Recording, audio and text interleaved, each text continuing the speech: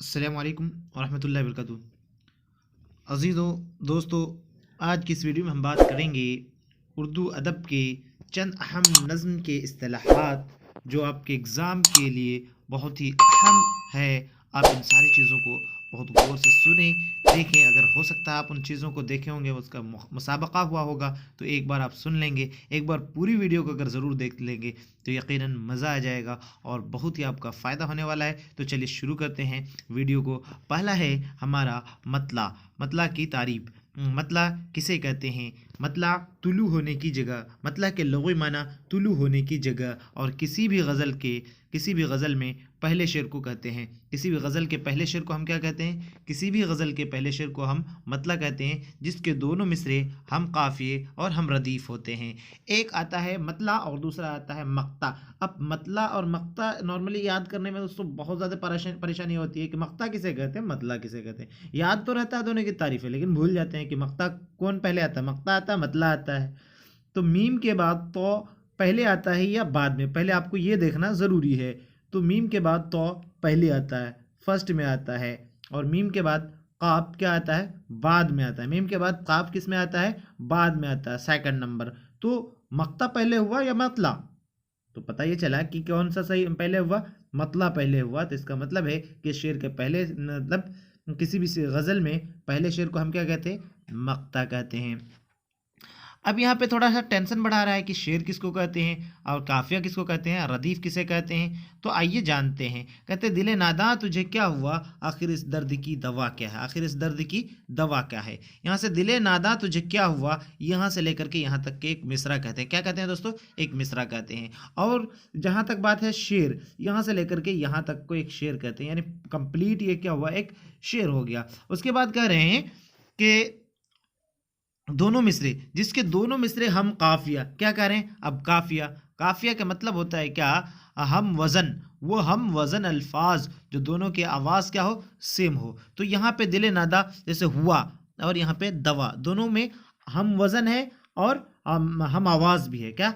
हवा और दवा, हवा और दवा दोनों दे क्या है? हम वज़न है। और आगे क्या कह रहे हैं? और हम रदीफ़ हो, और क्या हो? हम रदीफ़ हो। और दोनों भी क्या होना चाहिए? हम काफिया भी होना चाहिए और हम रदीफ़ भी होना चाहिए। तो यहाँ पे क्या, अब रदीफ़ का मतलब होता है कि शेर में, ये शेर में जो बार बार आए, जो कितनी बार, बार बार आए। जैसे यहाँ पे किया, देखिए बार बार है, यहाँ पे किया। तो यहाँ पे मायने नहीं रखता, शेर की बात कर रहा है, मिसरे की बात नहीं हो रही है।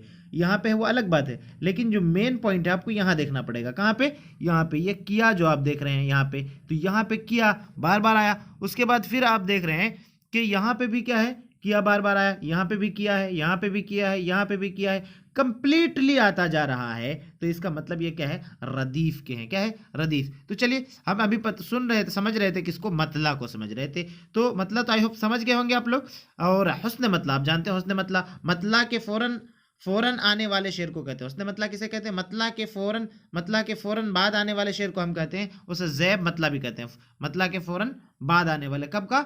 फौरन बाद आने वाले शेर को हम कहते हैं। चलिए, दिले नादा तुझे क्या हुआ, आखिर इस दर्द की दवा क्या है। हम हैं मुश्ताक और वो बेजार, या इलाही ये माजरा क्या है।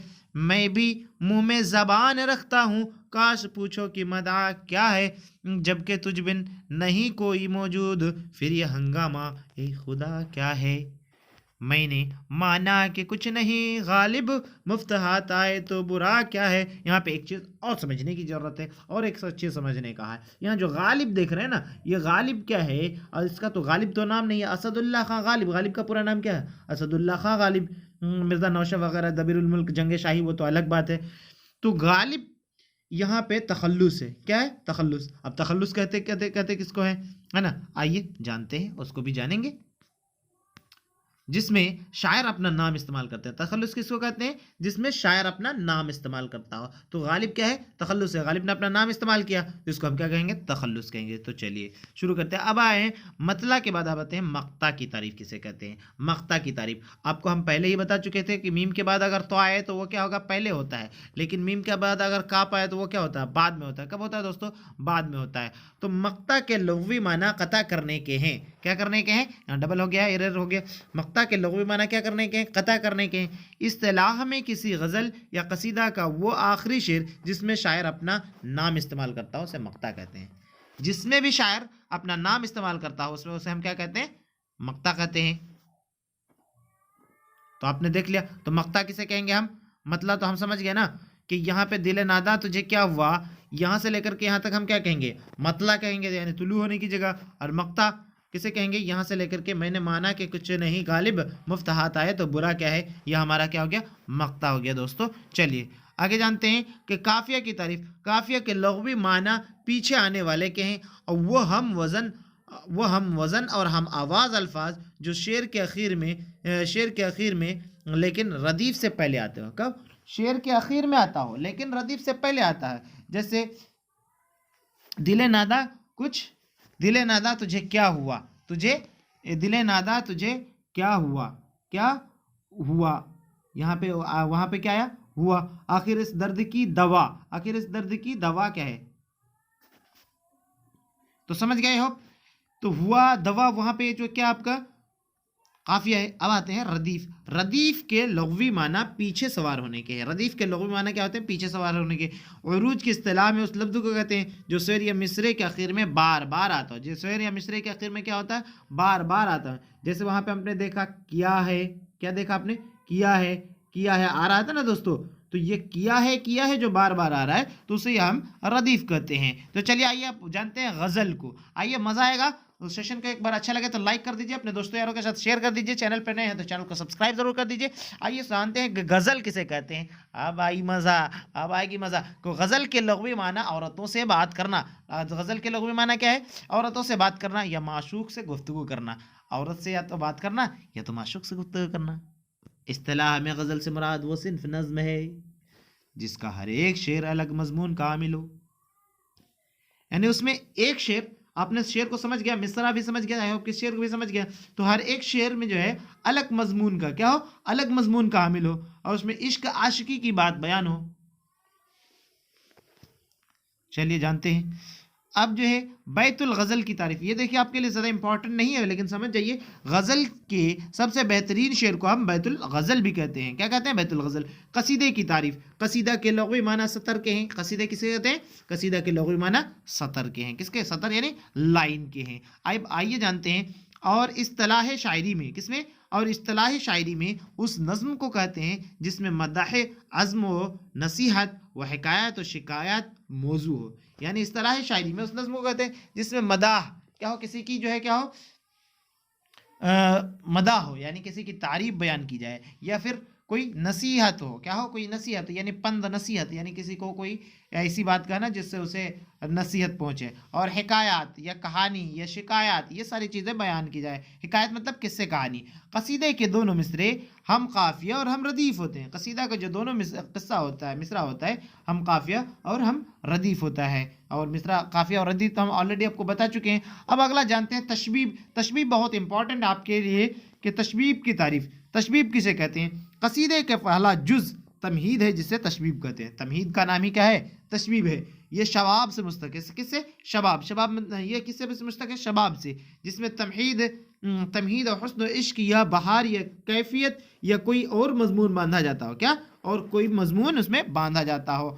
ہے میرے ابلائے دل کے تماشا گوہر، ہے میرے ابلائے دل کے تماشا گوہر، ایک گھر لوٹے تو ہوئے کتنے ہی گوہر پیدا۔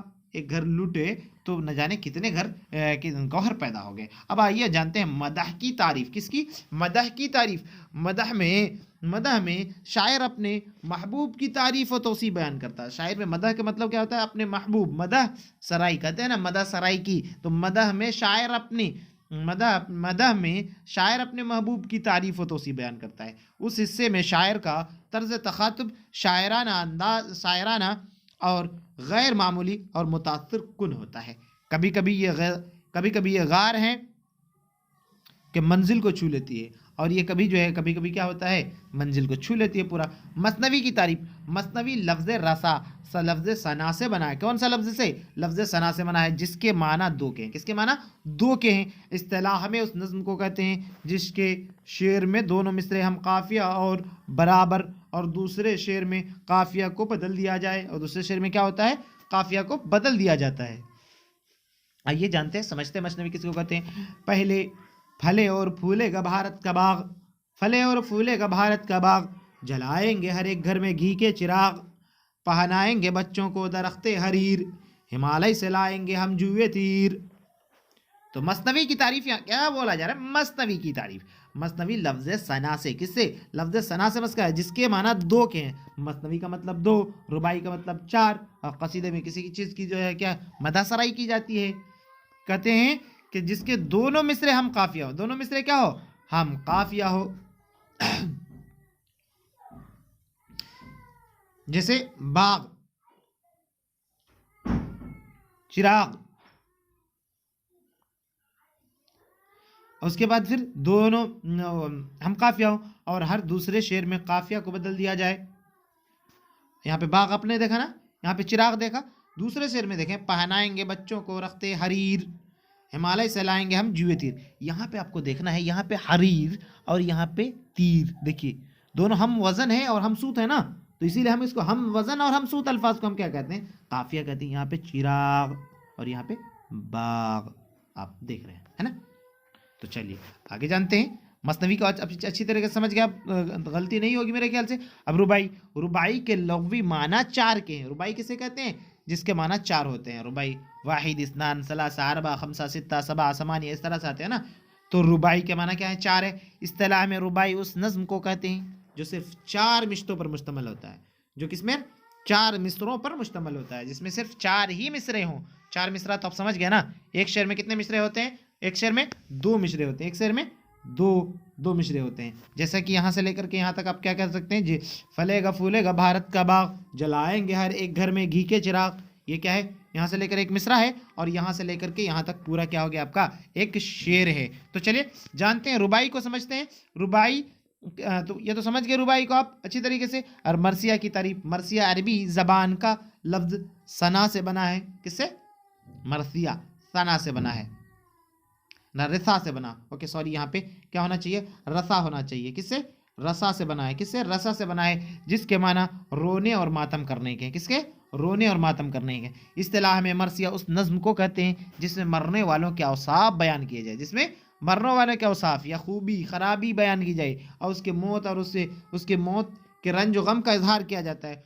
खुशबू का अपनी गुल ने किया है कभी बयां, खुशबू का अपनी गुल ने किया है कभी बयां, शीरी लबों में शक्कर कभी होती है आया, खुलती है आप मश्क की बू वक्त इम्तिहान, कितना झुकता है तेरी कितना झुका है इतनी बुलंदी से आसमां। ये एक मरसिया की क्या हो गई? कसम हो गई। अब आते हैं हम्द की तारीफ। हम्द किसे कहते हैं? हम्द के लग़वी माना क्या है? खुदा की तारीफ। हम्द के लग़वी माना क्या है दोस्तों? खुदा की तारीफ। इस्तिलाह में उस नज़्म को कहते हैं जिसमें अल्लाह की तारीफ बयान की जाती है।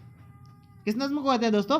जिसमें अल्लाह ताला की तारीफ बयान की जाती हो। अल्लाह की मतलब अल्लाह ताला के बारे में कहते हैं, अल्लाह ताला के बारे में ये कहा जाता है कि अगर 7 समंदर ले लिया जाए और अल्लाह ताला की तारीफ बयान करना शुरू कर दिया जाए, और उसमें से 7 समंदर को क्या स्याही बना लिया जाए, और ज़मीन के अंदर जितने भी दरख्त हैं उसको कलम बना लिया जाए, लेकिन फिर भी अगर अल्लाह की तारीफ बयान करना शुरू कर दे इंसान, तो अल्लाह की तारीफ ख़त्म नहीं हो सकती है दोस्तों।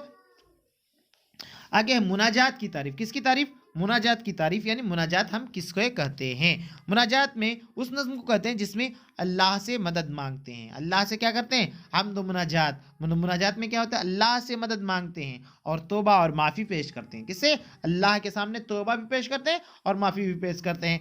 नात की तारीफ। नात उस नज़्म को कहते हैं जिसमें रसूल अकरम सल्लल्लाहु अलैहि वसल्लम की तारीफ बयान की जाती हो। नात किसको कहते हैं दोस्तों? जिसमें अल्लाह ताला की नहीं, अल्लाह ताला के नबी रसूल मोहम्मद सल्लल्लाहु अलैहि वसल्लम की या रसूल अकरम सल्लल्लाहु अलैहि वसल्लम की तारीफ बयान की जाती है, उसे हम क्या कहते हैं? नात कहते हैं। लोग बहुत हमदा और नात, मुनाजात, मनक़बत इसमें जो है बहुत ज़्यादा गड़बड़ कर देते हैं। तो चलिए अब आते हैं मनक़बत की तारीफ। कौन सी तारीफ? منقبت کی تعریف. منقبت کہتے ہیں کس کو کہتے ہیں جانیے. تو منقبت کی تعریف, منقبت اس نظم کو کہتے ہیں جس میں بزرگان دین اور اولیاء اللہ, اللہ کی تعریف بیان کی جاتی ہے. کس کی؟ اللہ کی بھی تعریف بیان کی جاتی ہے. اور نظم کی تعریف, اب آئیے جانتے ہیں نظم, جو آپ کے لیے بہت زیادہ امپورٹنٹ ہے. نظم کے لغوی معنی موتی پیرونے ہوتے ہیں. نظم کے لغوی معنی کیا ہوتا ہے؟ موتی پیرونے ہے. اصطلاح میں نظم شاعری کی ایسی قسم ہے جو کسی ایک عنوان کے تحت کسی ایک مضمون پر لکھی جائے. کسی ایک عنوان پر لکھی جائے اور ایک مضمون پر, ایک عنوان کے تحت پر اور ایک مضمون پر لکھی جائے, اسے ہم کیا کہیں گے؟ نظم کہیں گے. اب آتے ہیں آزاد نظم کی تعریف. آزاد نظم قافیہ اور ردیف سے آزاد لیکن پابند وزن اور بحر پر مبنی. پابند وزن اور بحر, یعنی اس کا جو وزن ہوگا, ہم نے جیسے ہوا, دوا, یہ کیا ہے؟ ایک ہی وزن ہے نا, تو اس کو ہم کیا کہیں گے؟ آزاد نظم کہیں گے. اب نظم معرہ, نظم معرہ کی تعریف اس نظم کو کہتے ہیں جس میں قافیہ نہ ہو یا یورپ انگریزی شاعری میں اس کا رواج ہو, تو اسے ہم کہیں گے نظم معرہ. کیا کہیں گے دوستو؟ نظم معرہ کہیں گے. چلیے نوٹ کے لیے, اگر آپ چاہتے ہیں کہ ہم کو فری میں پی ڈی ایف حاصل ہو جائے ان کا, تو آپ جو اس نمبر پہ کانٹیکٹ کریں, آپ کو فری میں پی ڈی ایف اویلیبل کروا دیا جائے گا, اس کے لیے کوئی شک نہیں ہے. اور رہی بات کہ آپ کی تیاری کیسی چل رہی ہے, وہ ضرور کمنٹ باکس میں لکھیے, اور کیسا لگا ویڈیو وہ بھی ضرور بتائیں, اور اپنے دوستوں یاروں کے ساتھ شیئر بھی ضرور کریں. اور شیئر کرنے کے ساتھ ساتھ ہم ایک دوسرے کو شیئر ضرور کریں دوستوں. تو چلیے پھر ملتے ہیں اگلی ویڈیو میں, تب تک کے لیے اپنوں کا خاص خیال رکھیں اور لگے رہیے تیاری میں.